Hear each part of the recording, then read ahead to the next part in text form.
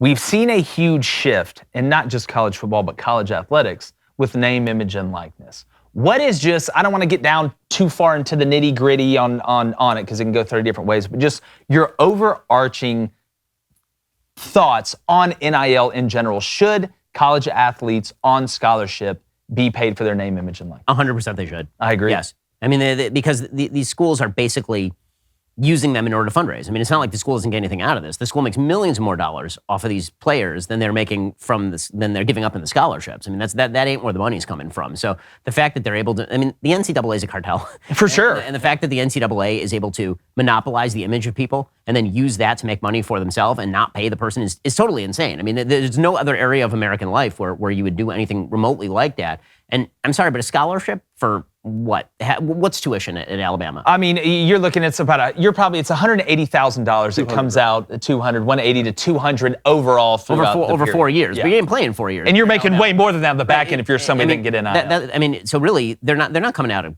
pocket for the entire scholarship in all likelihood, because these guys, you know, if you're good enough that your NIL matters, then you're probably coming out 2 years in, a year in. So that means that the college is giving up 40, 50 grand. And in return, they're getting back hundreds of thousands or millions of dollars off your image and likeness. That's insane. Of course, they should be compensated for this sort of stuff. Yeah. Well, one of the things I've said for the last decade is we have to separate name, image, and likeness from pay for play. And it seems like that is possible in theory, but the last year has proven that that's impossible in practice because teams are just saying, hey, commit to our school, you'll get $1 million over the next 4 years in quote unquote NIL. So should we just move to a straight pay for play in college football? Yes.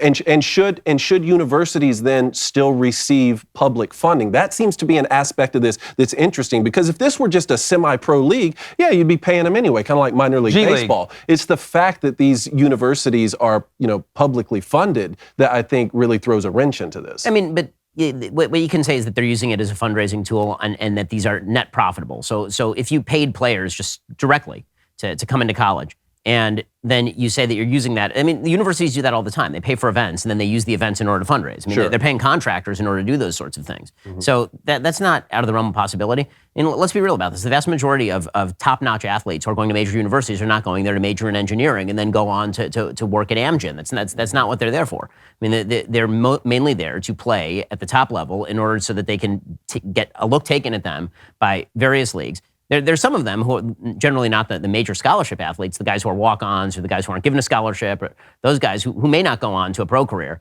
And for them, you can make the case that perhaps name, image, and likeness, but those guys aren't going to be given money for name, image, and likeness anyway, because they're kind of second tier. So and again, we all agree we like the concept of name, image, and likeness. Mm-hmm. Again, how can I sit on here and complain about name, image, and likeness for the starting corner in Alabama and then try and sell you a T-shirt with my face on it? I understand the hypocrisy in that, but I can like the theory and the concept of something and not like the way it was rolled out. The way it was rolled out is the biggest problem. You have no guardrails. You basically threw it out. Because remember, before COVID, the Ed O'Bannon thing was hot. We talked about NIL, name, image, and likeness. This thing's coming down the pipe. We were debating on different ways to do it. Then COVID hit. We had that whole situation. Then the transfer portal rules got made where you have the 1 year transfer portal. You can go from one school to the school right down the street at the same level, and didn't really realize how NIL was going to affect that. Then you see it with Jordan Addison going to USC after leaving Pittsburgh. Now Pittsburgh and that whole organization is a little bit screwed over.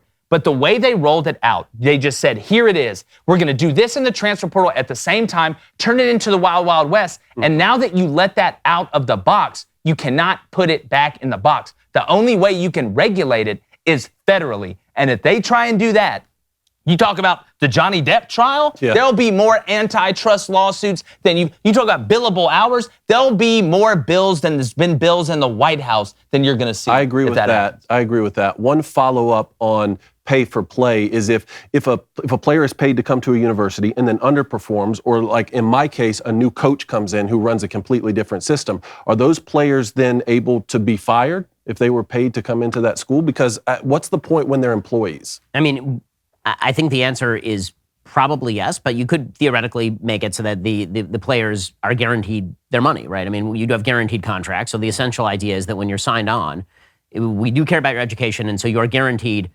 say, a certain amount of money plus the 4 year cost of the education. Okay, I see. Right, so you're guaranteed the education. You're not guaranteed like the amount of money. Let's say you sign somebody to a $2 million contract. So they're a 4-star recruit coming out of high school, and so you send them to a $2 million a contract, and then a year in, they suck. So you can cut them and kill the contract, but you still have to pay out their education. Yeah. Sure. Like Just Major don't League count Base- against the 85 Well, on the what does Major League Baseball do? What is it? They draft you and then say, you know what, if it doesn't work out, we're going to pay for your school. We have this money set aside to pay for your school. So again, there are possibilities when you just roll it out and throw it out there in the middle of the street like red meat into the jungle.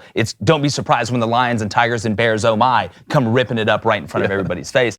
All right, hey, if you like what you heard, go ahead and ring that bell. Turn those notifications on. We're bringing it every day daily from 2 to 3 Central, and we want you here. I can hear it ringing now.